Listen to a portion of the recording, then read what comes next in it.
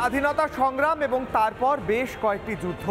শহীদ হয়েছেন ভারতের বহু বীর সন্তান, শহীদ হয়েছেন ভারতের বহু বীর সেনাবাহিনীর সদস্য। তাদের প্রত্যেকের উদ্দেশ্যে শ্রদ্ধা জানাতে তৈরি হয়েছে ন্যাশনাল ওয়ার মেমোরিয়াল। সেখানে শ্রদ্ধা জানানো হবে, সেখানে গান স্যালিউট দেওয়া হবে, থাকবেন রাষ্ট্রপতি। দেখুন,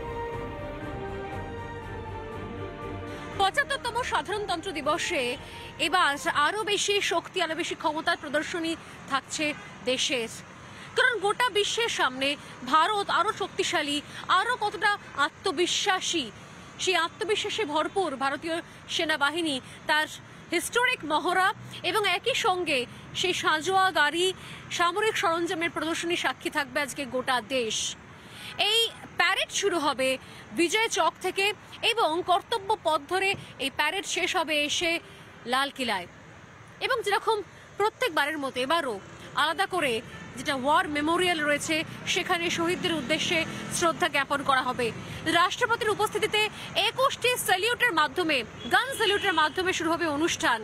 এবং এই গোটা অনুষ্ঠানের ক্ষেত্রে সবথেকে যেটা নজর করা বিষয় তা হলো ভারতীয় যে সেনাবাহিনী, ভারতীয় Indian army, navy, air force, paramilitary এবং পুলিশ তাদের নিজস্ব কসরত এবং প্রদর্শনী দেখাবে। নিঃসন্দেহে বাড়তি নজর থাকবে মহিলা বাহিনীর দিকেও, কারণ এবছর প্রথমবার মহিলা শক্তি বাহিনী তারাও নামছেন এই কর্তব্য পথে।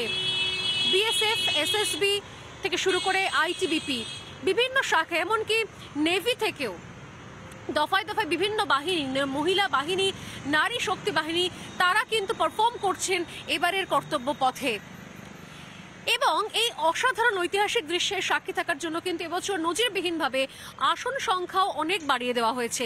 যেরকম জানতে পারছি আমরা, প্রায় ৭৭,০০০ আসন থাকছে এবছর দিল্লির এই প্যারেড দেখার জন্য, যার মধ্যে প্রায় ৪৭,০০০ আসন থাকছে শুধুমাত্র সাধারণ মানুষের জন্য, আর বাকিটা ভিআইপি, ভিভিআইপিদের জন্য।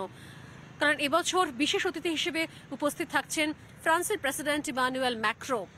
যে থিম নিয়ে কোথাও শুরু হচ্ছে এবছরের এই সাধারণতন্ত্র দিবস, মূলত দুটো থিম।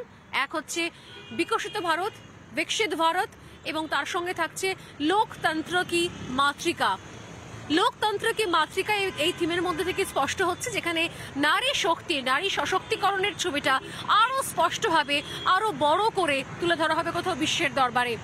আর তার সঙ্গে যেটা থাকছে বিকশিত ভারত, সেই বিকশিত ভারতে নিঃসন্দেহে একাধিক ক্ষেপণাস্ত্র থেকে শুরু করে সামরিক যে সরঞ্জাম, তার সঙ্গে রাফায়েল, বিভিন্ন জিনিসের প্রদর্শনী থাকছে। এই গোটা অনুষ্ঠান শুরু হবে সকাল 10:30 থেকে।